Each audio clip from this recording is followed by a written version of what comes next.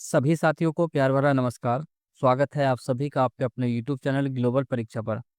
तो हमने जो उत्तर प्रदेश दरोगा भर्ती 2025 के लिए एक बैच शुरू किया था, प्रतिभा बैच। आज उसे देखिए आगे बढ़ाते हुए हम इसकी क्लास नंबर 2 देखने वाले हैं, हिंदी की। और इसमें भी अभी देखिए वर्णमाला ही देखेंगे। वर्णमाला का आज पार्ट 2 यहाँ पर देखने वाले हैं।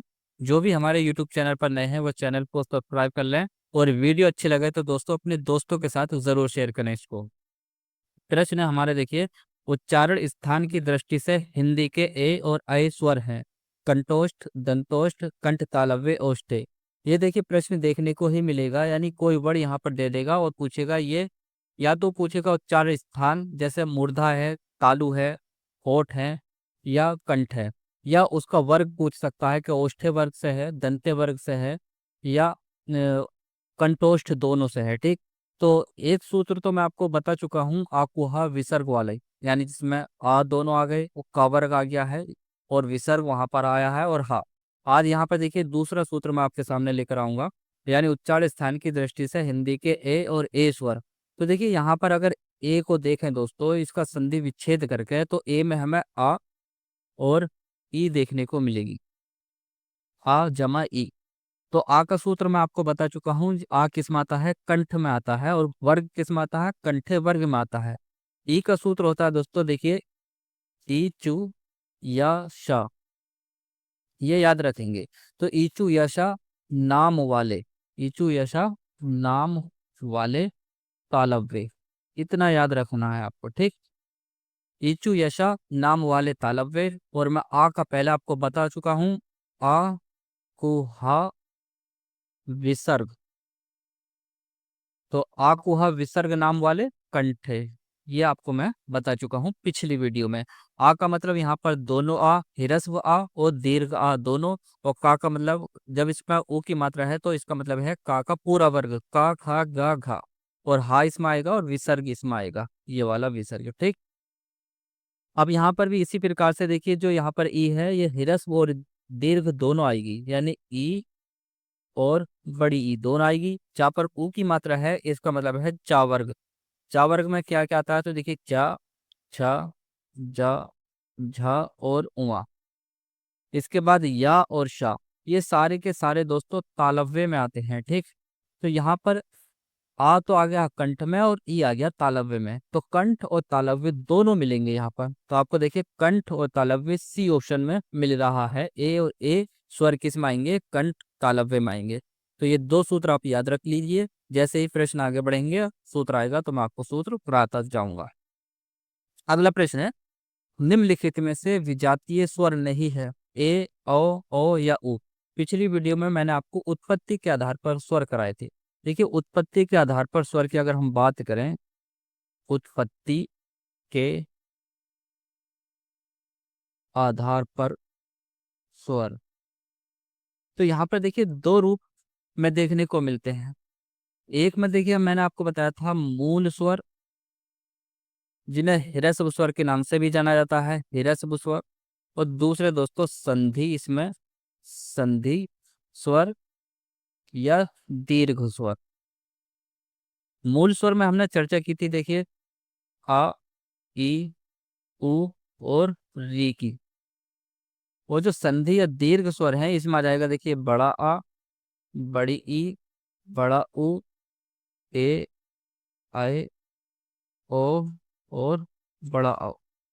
अब ये देखिए जो शुरू के तीन हैं, बड़ा आ, बड़ी ई, बड़ा उ, इनको कहते हैं मूल दीर्घ स्वर। मूल दीर्घ स्वर। क्यों कहते हैं मूल दीर्घ स्वर? तो देखिए जो आ बना है ना, ये इस मूल स्वर के मेल से बना है, आ प्लस आ से।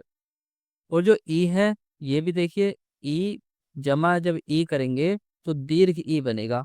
ऐसे ही ऊ की हम बात करें तो ऊ जमा ऊ क्या बनेगा? दीर्घ ऊ बनेगा। और री की अगर बात करें तो देखिए री जमा री भी हमारा दीर्घ री बनेगा। और दीर्घ री कैसा होता है? इसके नीचे दो घुंडी होती है, यहाँ पर इसमें एक हो सिंगल होगी, इसमें डबल घुंडी होगी। लेकिन ये संस्कृत में होता है, हिंदी में नहीं होता दीर्घ री। इस कारण जो मूल दीर्घ स्वर हैं, हिंदी में आपको तीन ही देखने को मिलेंगे, बड़ा आ, बड़ी ई और बड़ा ऊ। इनको मूल दीर्घ स्वर के नाम से जाना जाता है। अब देखिए ए, आए, ओ, ये भी इन्हीं के योग से बने हैं, यानी आ और ई को जब हमने मिलाया तो ए बनेगा, और आ और ऊ को जब हम मिलाएंगे तो यहाँ पर ओ बनेगा। तो ये अलग अलग से मिलकर बने हैं, ये समान से यानी आ प्लस आ से मिलकर बने हैं, तो इनको सजातीय स्वर भी कहते हैं। क्या कहते हैं? सजातीय स्वर। सजातीय स्वर यानी समान जात से मिलकर बने हैं, इस कारण इनको सजातीय स्वर भी कहेंगे। और ये देखिए अलग अलग जात, यानी आ एक अलग है और ई अलग है, अलग अलग जात से बने हैं, तो ये जो बच्चे जो दोस्तों चारों, इनको हम विजातीय स्वर भी कहते हैं। विजातीय स्वर। विजातीय स्वर, या इन्हीं को दोस्तों संयुक्त स्वर के नाम से भी जाना जाता है। जो विजातीय स्वर हैं हमारे, उनको संयुक्त स्वर के नाम से भी जाना जाता है। पिछली वीडियो में भी मैंने आप यहाँ पर चर्चा की थी, यानी उत्पत्ति के आधार पर स्वर। तो इनको मूल स्वर या ह्रस्व स्वर के नाम से भी जाना जाता है, या लघु लघु स्वर भी कहते हैं इनको, ठीक है, लघु स्वर। और इनको संधि स्वर, दीर्घ स्वर, गुरु स्वर। और जब इनकी हमने देखिए आगे चर्चा की, तो इसमें जो तीन है, बड़ा आ, बड़ी, बड़ा ऊ, ये समान जात से बन रहे हैं तो इनको सजातीय स्वर कह दिया, और ये अलग अलग जात से बन रहे हैं तो इनको विजातीय स्वर कह दिया। और इन्हीं का अन्य नाम है संयुक्त स्वर। जो विजातीय स्वर हैं उनको संयुक्त स्वर के नाम से भी जाना जाता। तो यहाँ पर विजातीय स्वर पूछा है, विजातीय स्वर चार हैं, ए, ऐ, ओ। तो यहाँ पर देखिए विजातीय स्वर नहीं है पूछा है, तो नहीं कौन सा हो जाएगा? डी वाला ऑप्शन हमारा हो जाएगा। जो ऊ है ये क्या हो जाएगा? सजातीय स्वर हो जाएगा, क्योंकि ऊ जमा ऊ से समान जात से मिलकर बना है। अगला प्रश्न आता है, निम्नलिखित में से कौन सा मूल दीर्घ स्वर नहीं है? देखिए यहाँ पर जो मैंने आपको बताया, मूल दीर्घ स्वर जिसको सजातीय स्वर भी कहते हैं, बड़ा आ, बड़ी, बड़ा ऊ है। अब यहाँ पर यही प्रश्न पूछा है, मूल दीर्घ स्वर नहीं है, तो यहाँ पर बड़ा आ मूल दीर्घ स्वर है, बड़ी ई मूल दीर्घ स्वर है, बड़ा ऊ मूल दीर्घ स्वर है। जो औ है ये है दोस्तों विजातीय स्वर या संयुक्त स्वर, ठीक, क्योंकि ये किससे बना है? अलग अलग जात से बना है, जिस कारण ये विजातीय स्वर या इसको हम संयुक्त स्वर के नाम से भी जानते हैं। ये बना है आ जमा ऊ से, ठीक, आ जमा ऊ औ। अगला प्रश्न है, किस शब्द में री का प्रयोग हुआ है? री, देखिए उर्दू, हृदय, वर्षा या प्रशांत। तो यहाँ पर जो ये रा, ये मात्रा है, ये है दोस्तों रा की मात्रा। रा की मात्रा। एक चीज यहाँ पर मैं आपको बताऊं, जो रा की मात्रा जब ऊपर लगती है तो इसको बोलते हैं दोस्तों रा का रेफ रूप। रा का रेफ रूप, जो ऊपर रा की मात्रा लगती है। हृदय, तो इसमें जो है देखिए री की मात्रा है, यानी इसकी री की मात्रा है। हृदय हो गया। इस तरह से जब हम कृषि लिखते हैं तो इसमें भी क्या है? री है। तो हमारा इसका ऑप्शन तो बी सही हो गया। वर्षा, इसमें भी रा का रे प्रूफ है। और प्रशांत, ये जो रा नीचे है दोस्तों, इसको बोलते हैं रा का पदैन रूप। रा का पदैन रूप। ये जो पदैन रूप है, दो रूपों में आपको देखने को मिलेगा। एक तो देखिए जो खड़ी पाई वाले होते हैं, जैसे ये का है, ये फा है, सही है, तो इसके नीचे इस प्रकार से लगा हुआ मिलेगा। और एक होते हैं गोल घुंडी वाले, जैसे ये टा है, ठा हो गया, दा हो गया। जैसे हमें ट्रक लिखना हो तो ये गोल घुंडी है, तो इसमें पदैन रूप इस प्रकार से ना लिखकर इस तरह से रा का पदैन रूप देखने को मिलता है। इसको हम ट्रक जैसे हम लिखते हैं, या ड्रम लिखते हैं, ठीक। तो गोल घुंडी वाले में इस प्रकार से पदैन रूप लगता है, और खड़ी पाई वाले में इस प्रकार से पदैन रूप लगता है। पदैन रूप जब रा नीचे हो और जब ऊपर होता है तो उसको बोलते हैं रा का रेफ रूप, ठीक। इसमें वर्षा में भी रा का रेफ रूप है। तो पूछा है री का प्रयोग हुआ है, बी हमारा ऑप्शन सही हो जाएगा, हृदय में। अनुनासिक व्यंजन कौन से होते हैं? वर्ग के प्रथमाक्षर, वर्ग के तृतीयाक्षर, वर्ग का चौथा व्यंजन या वर्ग का पंचमाक्षर। अनुनासिक, देखिए एक होते हैं दोस्तों अनुनासिक। अनुनासिक जब पूछे तो इसका जो उच्चारण होता है, उच्चारण वो दोस्तों नाक और मुख दोनों से होता है। नाक प्लस मुख। एक होता है निर्नुनासिक। निर्नुनासिक, जो निर्नुनासिक होते हैं इनका जो उच्चारण होता है, उच्चारण वो केवल मुख से होता है, केवल मुख से होता है इनका उच्चारण। तो अनुनासिक में कौन से आते हैं? जो वर्ग का पंचमाक्षर होता है वो सारे अनुनासिक होते हैं। तो हमारा ऑप्शन डी सही हो गया। वर्ग का मतलब क्या होता है? तो जैसे 5 वर्ग होते हैं, यानी जिनको हमारे जो वर्गीय व्यंजन होते हैं, जिन्हें स्पर्श व्यंजन भी कहते हैं, तो इनका जो 5वां वर्ण होता है तो उसको हम पंचमाक्षर बोलते हैं, यानी पांचवा अक्षर। जैसे का वर्ग यहाँ पर अगर हम देखें तो का, खा, ग, घ और अड़ा। तो देखिए 1 2 3 4 5, तो ये पंचमा अक्षर। ऐसे ही पांचों वर्ग के, तो यानी का वर्ग, चा वर्ग, टा वर्ग, ता वर्ग, पा वर्ग, इनके पांचों वर्ग के जो पंचमा अक्षर है वो किस में आएगा? अनुनासिक में आएगा। और अनुनासिक को दोस्तों नासिक के भी बोलते हैं, नासिक के, ठीक। का यहाँ पर आधा है। तो नासिक के या अनुनासिक, इनका उच्चारण नाक और मुख दोनों से होता है। और निरनुनासिक का उच्चारण केवल मुख से होता है। तो निरनुनासिक में कौन से आते हैं? तो निरनुनासिक में प्रत्येक वर्ग का पहला, दूसरा, तीसरा और चौथा, ये चार वर्ड जो चार हैं, ये चारों किस में आते हैं? निरनुनासिक में आते हैं। अब किस स्वर के उच्चारण में दीर्घ स्वर से भी अधिक समय लगता है? तो देखिए, अनुस्वार है, ह्रस्व है, प्लित है या अनुनासिक है। तो एक प्लित स्वर दोस्तों संस्कृत में होता है, हालांकि हिंदी में प्लित स्वर नहीं होता। लेकिन यहाँ से प्रश्न पूछा जाता है। एक प्रश्न तो यह बनता है कि कालमान यानी मात्रा के आधार पर स्वर कितने प्रकार के होते हैं, तब हमें इसका आंसर 3 ही लगाना होता है। कौन कौन से? ह्रस्व, दीर्घ और प्लुत, ये मात्रा के आधार पर, ठीक। तो यहाँ पर पूछा है कि स्वर के उच्चारण में दीर्घ स्वर से भी, तो देखिए ह्रस्व स्वर में अगर कोई किसी का जब हम उच्चारण करते हैं तो अगर एक समय लग रहा है, तो दीर्घ में उसका 2 गुना समय लगेगा, 2 गुना। फिर इससे 3 गुना समय लगेगा प्लित स्वर में, 3 गुना, ठीक, 3 गुना। तो दीर्घ स्वर से भी अधिक समय लग रहा है, वो किस में लग रहा है? प्लुत में लग रहा है। यानी इसका आंसर हमारा सी हो जाएगा यहाँ पर। अनुस्वार, जो अनुस्वार होता है, देखिए अयोग हुआ में एक होता है अनुस्वार, एक होता है विसर्ग। तो अनुस्वार ये वाला होता है अनुस्वार। ह्रस्व स्वर ये क्या है? ये स्वर का पार्ट है, यानी जो हमने स्वर देखे हैं ह्रस्व स्वर और दीर्घ स्वर, तो ह्रस्व स्वर का पार्ट है। यानी ह्रस्व स्वर कितने होते हैं? 4 होते हैं, अ, ई, उ और री। ये 4 हमारे ह्रस्व स्वर होते हैं। और प्लुत स्वर, देखिए हिंदी में प्लुत स्वर तो नहीं होता, प्लुत चिन्ह होता है। इस प्रकार से एस बना हुआ होता है। जैसे कोई शब्द है, हम यहाँ पर लिखे हैं राधा, तो हम अगर इसको पुकार रहे हैं, खींच कर अगर पढ़ रहे हैं, तो इस प्रकार से एस आकृति बना देंगे, राधा। एस के आगे भी बना देंगे, इसके रा के भी और धा के भी, तब हम इसको पढ़ेंगे राधा, यानी इस पुकारने में। तो प्रश्न ये भी बनता है, जिन शब्दों को पुकारने के लिए ना हम लिखें, तो उसमें किस चिन्ह का प्रयोग करेंगे? प्लुत चिन्ह का प्रयोग करेंगे। अनुनासिक अभी पीछे मैंने चर्चा की है, यानी वे वर्ड होते हैं जिनका उच्चारण नाक और मुख दोनों से होता है, उन्हें अनुनासिक कहते हैं। और जिनका उच्चारण केवल मुख से होता है, उन्हें निरनुनासिक कहते हैं। और अनुनासिक में प्रत्येक वर्ग का 5वां अक्षर आता है, यानी पंचमा अक्षर आता है। जिन ध्वनियों की गणना न स्वर में की जाती है न व्यंजन में, उसे क्या कहते हैं? आगत, अंतस्थ, ऊष्म या अयोगवा। आगत का मतलब होता है दोस्तों आई हुई। अंतस्थ, अंतस्थ इसमें आते हैं दोस्तों या, रा, ला और वा। ऊष्म, ऊष्म व्यंजन में आते हैं, देखिए शा, शा, सा, सा और हा। तो 4 अंतस्थ व्यंजन है हमारे, 4 ऊष्म व्यंजन हैं। और अयोगवा की अगर हम बात करें, तो इसमें अनुस्वार और विसर्ग ये आते हैं 2 अयोगवा में। तो इनकी गणना ना स्वर में की जाती है ना व्यंजन में, उसे अयोगवा कहते हैं। आइए थोड़ी सी देखिए डिटेल में चर्चा कर लेते हैं इसकी। इसको मैं हटा देता हूँ क्योंकि ये थोड़ा सा लंबा हो जाएगा यहाँ पर। और एक बार आपने समझ लिया, फिर देखिए कभी नहीं बोलेंगे आप यहाँ पर।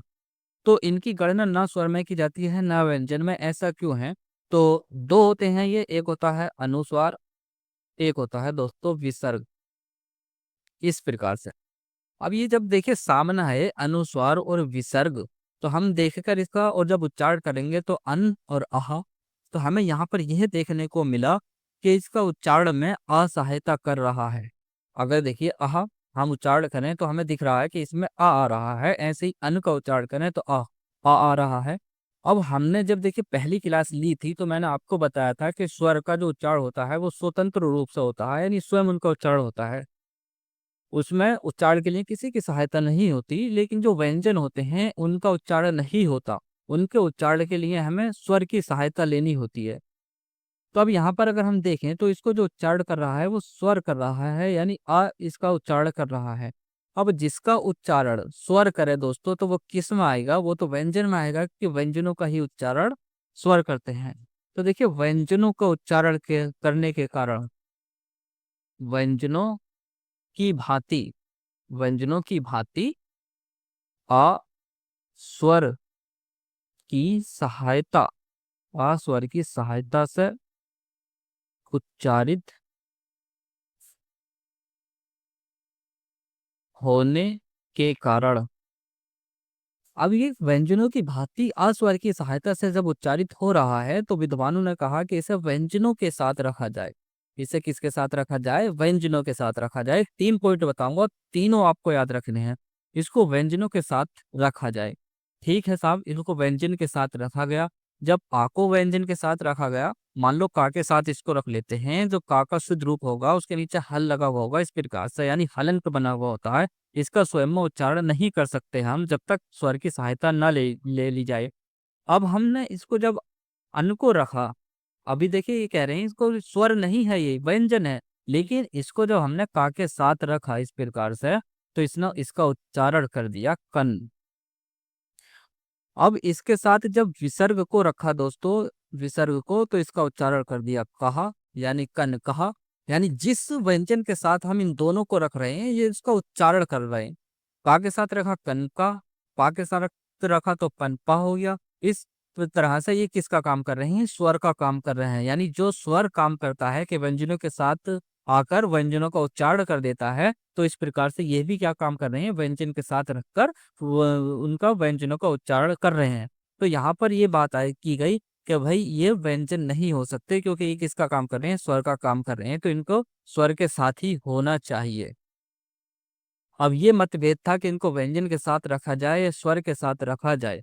तो एक चीज यहाँ पर यह देखने को मिली कि जब ये देखिए व्यंजनों के साथ आ रहे हैं तो स्वर का काम कर रहे हैं, और स्वर में हम इसको देख रहे हैं तो ये स्वयं आ की सहायता ले रहे हैं उच्चारित होने में। तो जब ये इस तरह से कॉमन बात देखने को मिली, तो एक उदाहरण यहाँ पर भारत में भी देखने को मिलता है। जैसे पंजाब है और हरियाणा, इसमें एक कॉमन प्लेस जब देखने को मिला, ना ही पंजाब छोड़ना चाह रहा उस स्थान को, और ना ही हरियाणा, तो उन दोनों की राजधानी बना दी गई, दोनों के बीच में रख दिया गया। क्या है? चंडीगढ़। तो दोनों की राजधानी क्या है? चंडीगढ़। तो ऐसे ही दोस्तों इसको दोनों के बीच की कड़ी मान लिया गया। स्वर और व्यंजन के बीच की कड़ी किसको कहा जाता है? अनेक बार प्रश्न यहाँ से पूछा गया है, और क्यों माना जाता है यहाँ से ये आप अच्छे से समझ भी गए। ठीक, तो स्वर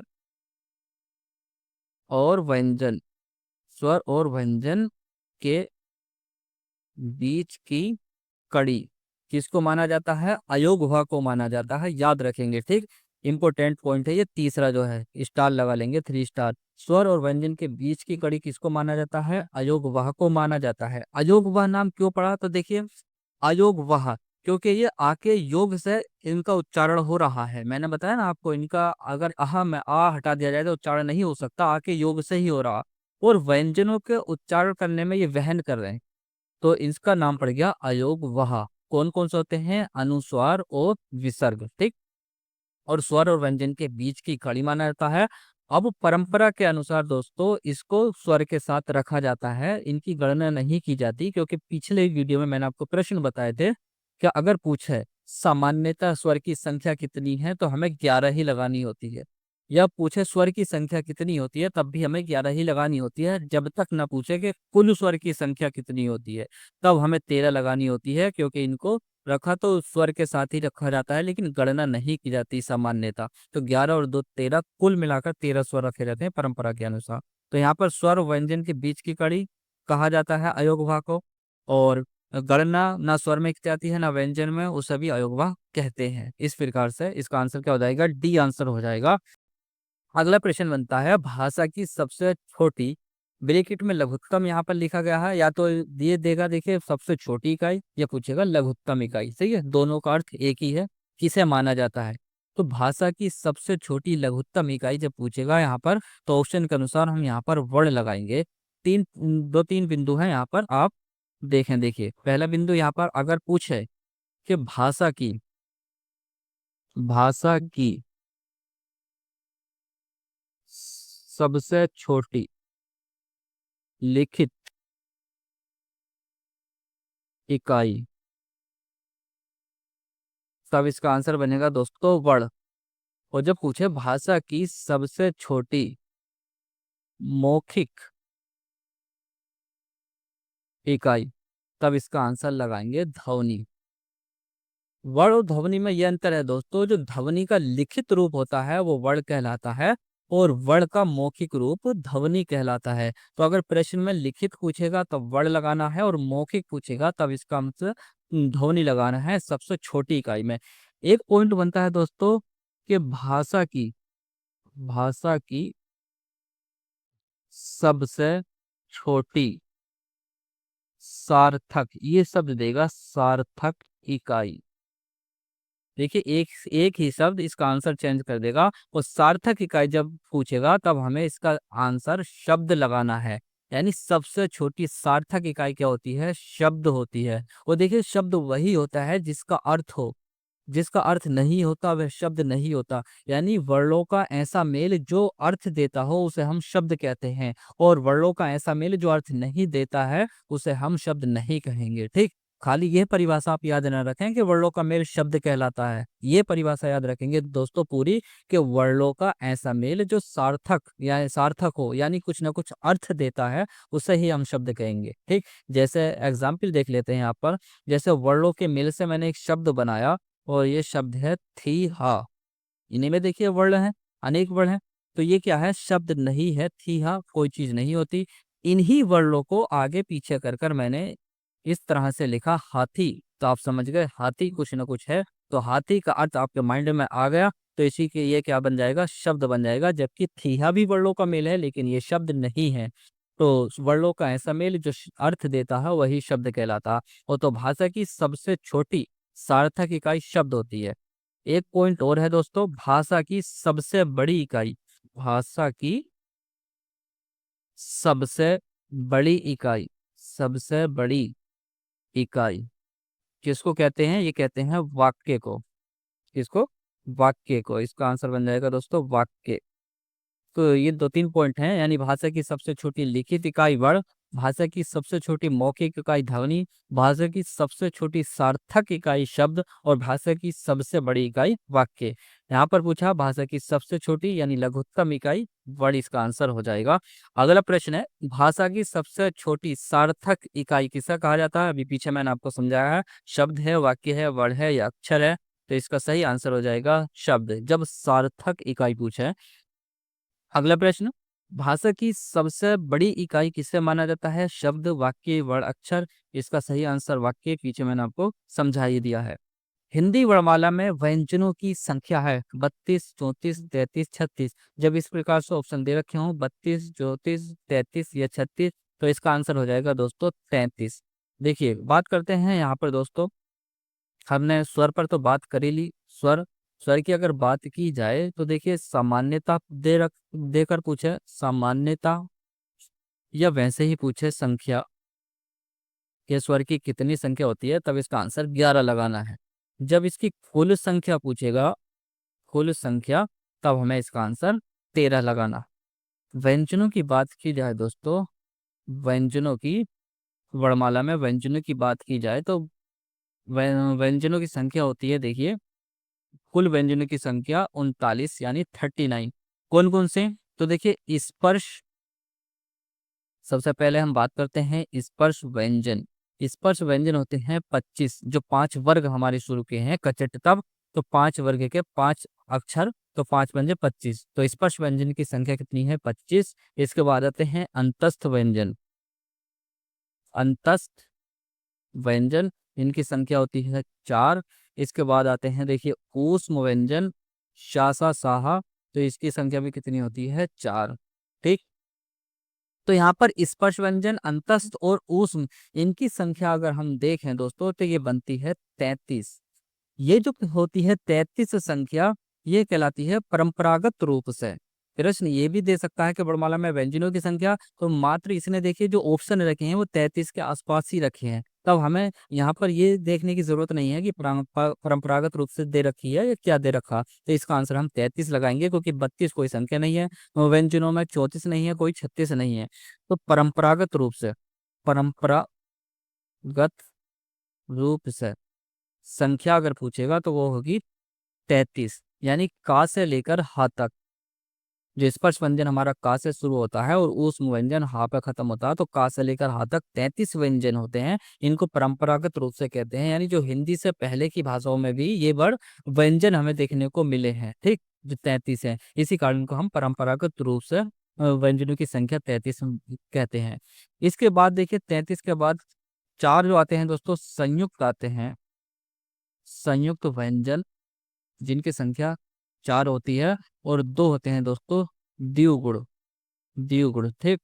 तो 33 ये हो गए, 33 और 4 37 और 2 39। इस प्रकार से कुल व्यंजनों की संख्या कितनी हो जाएगी, 39 हो जाएंगी। तो कुल व्यंजनों की संख्या पूछेगा तो 39, स्पर्श व्यंजनों की संख्या पूछेगा तो 25 यानी 25, अंतस्थ व्यंजनों की संख्या 4 होती है, उस व्यंजनों की संख्या 4 होती है। परंपरागत रूप से व्यंजनों की संख्या पूछेगा तो 33 होती है, जो का से लेकर हा तक होते हैं। संयुक्त व्यंजन 4 होते हैं, द्विगुण 2 होते हैं, 39, ठीक। तो इस प्रकार से कुल व्यंजन 39 और कुल स्वर 13। तो 39 और 13 को हम मिलाकर देखेंगे तो वर्णमाला में जो वर्णों की संख्या होती है वो कितनी हो जाएगी, 52 हो जाएगी। सही है, 9 10 11 12, यानी 12 का 2 और 3 और 4 और 5, 52। 39 और 13 52। तो हिंदी वर्णमाला में वर्णों की संख्या 52, ठीक। हिंदी भाषा में कुल कितने व्यंजन हैं, देखिए यहाँ पर अब कुल दे दिया इसने कि कुल कितने व्यंजन हैं, 35 33 39 या 30। तो यहाँ पर इसका कुल दे रखा है, तो हमें 33 पर ध्यान नहीं देना है, क्योंकि 33 कौन सी होती है, परंपरागत रूप से जब पूछे तो 39 क्या है, कुल व्यंजनों की संख्या है हिंदी वर्णमाला में। हिंदी वर्णमाला में स्पर्श व्यंजनों की संख्या है दोस्तों कितनी है, 25 है। अभी पीछे हमने चर्चा की थी। इसमें का वर्ग, चा वर्ग, टा वर्ग, ता वर्ग और पा वर्ग, ये 5 वर्ग हैं, और 5 वर्ग के 5 5 वर्ग। इस प्रकार से देखिए स्पर्श व्यंजनों की संख्या कितनी हो जाएगी, स्पर्श व्यंजनों की संख्या दोस्तों यहाँ पर 25 हो जाएगी। जो देखिए चा वर्ग है ना, चा वर्ग को स्पर्श संघर्षी, स्पर्श संघर्षी व्यंजन के नाम से भी जाना जाता है। जो चा वर्ग है पूरा का पूरा स्पर्श संघर्षी व्यंजन कहलाते हैं ये चा वर्ग वाले।